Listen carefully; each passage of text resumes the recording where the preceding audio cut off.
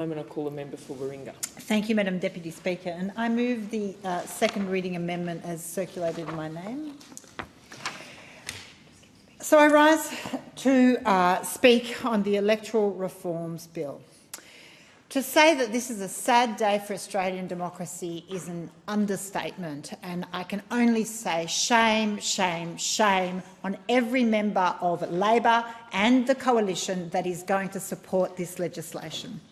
At a time when the cost of living pressures continue to rise, our two major parties have struck a deal to entrench their duopoly through providing themselves increased funding in our elections and carving out the opportunity and diminishing the opportunity to be challenged.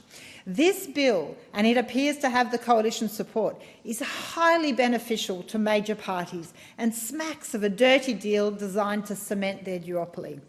What is telling is that currently on the Speaker's list for this legislation, there are no government MPs or coalition MPs prepared to come in this place and vouch or speak on behalf of this bill. Beyond the Assistant Minister and the Shadow Minister, no one would want to be on the record speaking on behalf of this bill. Because how could you go back to your electorate and tell them your priority is to get more public funding for yourselves than it is to get support for those doing it tough in our community?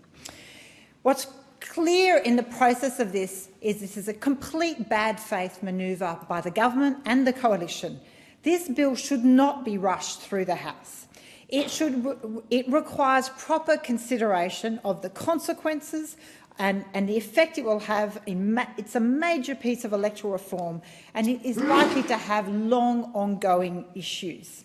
So for all the MPs in this place who repeatedly beat their chest and say we are for integrity and transparency and accountability, and we always see one side saying the other side is so much worse, what we see on this bill is they are all as bad as each other. So I urge the government, do not proceed like you are at the moment with this second reading vote, and instead refer this bill to a joint standing committee on electorate matters to inquire into the unintended, but I would say likely intended consequences of this bill. And that is set out in detail in the amendment that I propose, because this bill should not proceed without going to a joint standing committee on electoral matters. It creates an incredibly unfair playing field. It creates advantage in so many ways that I'll go into in more detail. And it provides disproportionate support to political parties that is completely removed from any realistic cost assessment and real actual expenses.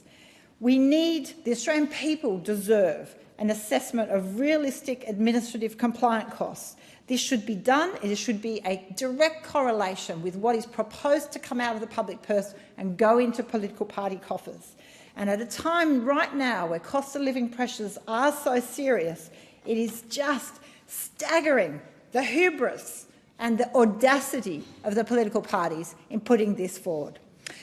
So, the Minister has described this legislation as the biggest reform to electoral law and processes in 40 years, and yet it proposes to ram it through with barely a couple of days of legislation being published, because you wouldn't want too many people to actually have an opportunity to analyse it before you embed your advantage and pass bad law. We should not be voting on this bill until it's been properly scrutinised by the Joint Standing Committee. The Australian people are entitled to due diligence in respect to such major reform. I've moved the amendment highlighting the unfair playing field that the bill creates by giving advantage to incumbents over new candidates. This bill fails to give all candidates the same public funding for administrative support and fails to account for incumbent resources such as an office, staff, vehicle, marketing budgets, whilst imposing a spending cap on candidates. I'd actually challenge most members of this place, of the major parties, have they even read this legislation? Because I doubt they would actually have the audacity to vote for it if they had actually read it. Instead, this bill provides disproportionate yearly administrative assistance funding to major political parties and fails to account for any economies of scale for the major parties. Instead, it entrenches political party advantage over independent candidates by imposing a spending cap on individual seats while still permitting additional party advertising under a party's banner up to a $90 million national cap. On the administrative funding provided under this bill, I'll get to it in more detail, but the bill should adequately reflect the administrative compliant cost. To do this, the government should undertake an assessment to understand the realistic administrative compliant costs of this bill. So for the benefit of the public, I just want everyone to understand just how much money the government and the coalition are proposing to pay themselves. So once this bill takes effect, under the numbers currently in the Parliament, Labor are proposing that they should be paid for their compliance costs $2.7 million per year from public funds. The Liberal Party is proposing they should be paid $1.5 million per year for compliance costs. The Nationals, $540,000 per year. No wonder no one is in here disputing or arguing against these largesses that are coming to the political class.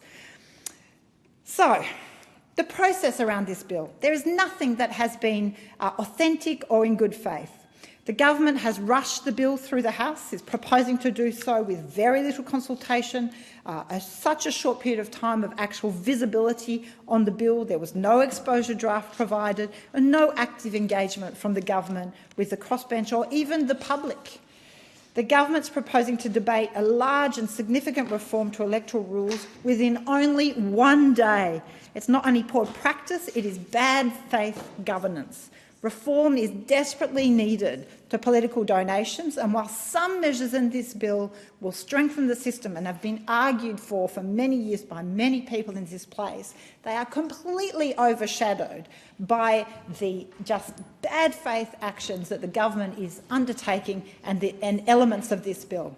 The true impact of this bill, without proper consideration and without a joint standing committee having the opportunity to analyse it, will simply not be known, and the unintended consequences will very likely be very grave from a point of view of a fair competition and open field when it comes to our democracy and our elections. It's clear the objectionable elements to the bill are the spending caps on individuals compared to the national spending of parties, the donation caps and the introduction of gifts. But it's hard to even choose parts to object to in this bill because we know that the devil is in the detail.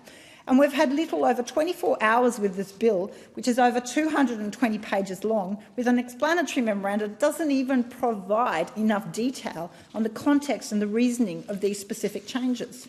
The bill introduces 3 types of caps that will create a very unfair and uneven playing field. First, the bill imposes a cap of $800,000 spending on individual candidates in the electorate. I agree, this sounds like a lot of money, but the spending cap only relates to the campaign spend and does not account for the incumbent access to government offices, staff, vehicle, marketing budgets that are already paid for. So whilst a new challenger, a new candidate will be expected to pay for all that and will need to do it, for them it has to come out of their $800,000 budget. For an incumbent, that's okay, you can get that extra. The proposed amendments favour an incumbent not just through those advantages, an advantage of votes and time spent and presence in the electorate, but through that expenditure and the expenditure budget as well. So under these rules, an independent candidate will be outspent before they even reach the starting line. Secondly, while the spending cap for individuals only apply to a specific seat, political parties get a national cap of $90 million to spend.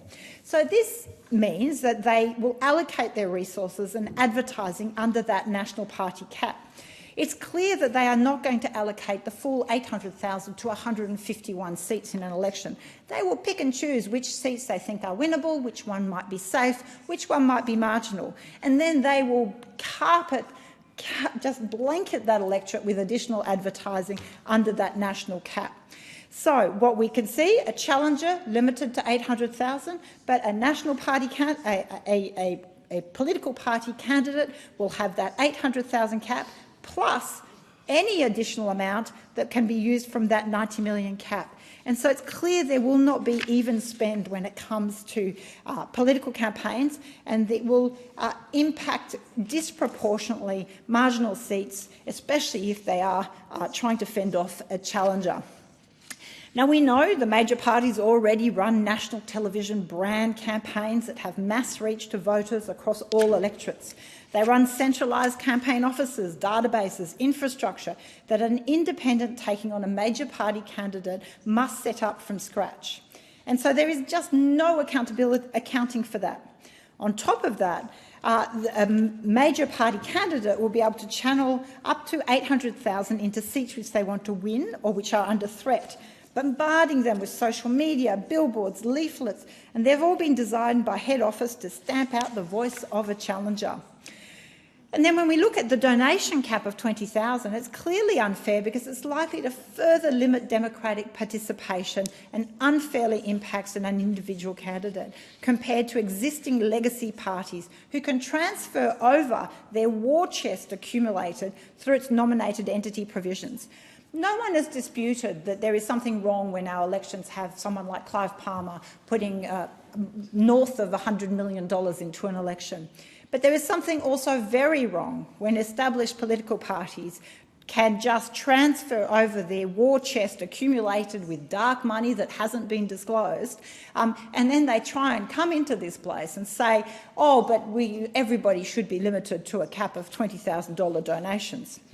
Under the provisions in this bill, nominated entities give the political parties and bodies that they can use to make unlimited contributions to the parties, including for electoral expenditure.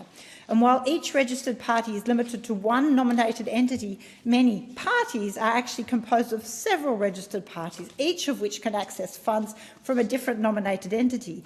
And the devil is in the detail, because there are provisions in the exceptions to gifts that allow for transfer of assets between those various entities from federal to state and the different nominated entities. We know, for example, one example is the Cormack Foundation, which funds the Liberal Party, and it's estimated to be worth some $120 million. Now, I don't think that's going to fall under a cap of a donation of $20,000. So, is this going to be an even playing field? Not on your life. The other inequity in this bill is the provisions relating to administrative assisted funding, which will provide additional funding to existing MPs without making any equivalent allocation to new challenger candidates. New administrative costs may not even be able to be spent on campaigning, but can provide much-needed funding for assistance with policy proposals, volunteer management, alongside compliant costs under the bill. And if anyone's wondering, well, what does that really mean? An existing incumbent MP, including myself, will be entitled to a $30,000 admin fee. But a challenger has to just bear the cost of compliance, the daily reporting, all those aspects, completely out of their campaign cap. There is no allocation for them to receive repayment for that administrative cost or that support. And that is an incredibly unfair playing field. And as I said, a challenger doesn't even get to the starting line. They're already being penalised and disadvantaged by the system. And on this, I should note that the government has resisted, again, that there be more scrutiny on this, and it's resisted in all briefings any notion that there be an administrative assistance funding to new challengers, or that such administrative assistance funding should be capped in relation to what the major parties are going to receive. They are proposing just a linear extrapolation of the numbers of members of the corrective stance. So for any number of MPs in a political party, that just keeps adding lots of $30,000 to that political party. So every year what you're going to see, even non-election years, you are proposing for the public purse to pay political parties at a time where their support is waning. The Australian people are saying, we don't trust you, we don't like you as our choice, we want more competition and diversity. But what the political parties are doing, rather than evolve to actually reflect and represent the issues and concerns of the community, they are turning to how can I rig the game to help myself from the public purse. It is outrageous. The very real economies of scale that exist when we know in relation to compliance are just ignored. And that is why my amendment seeks that that be specifically assessed.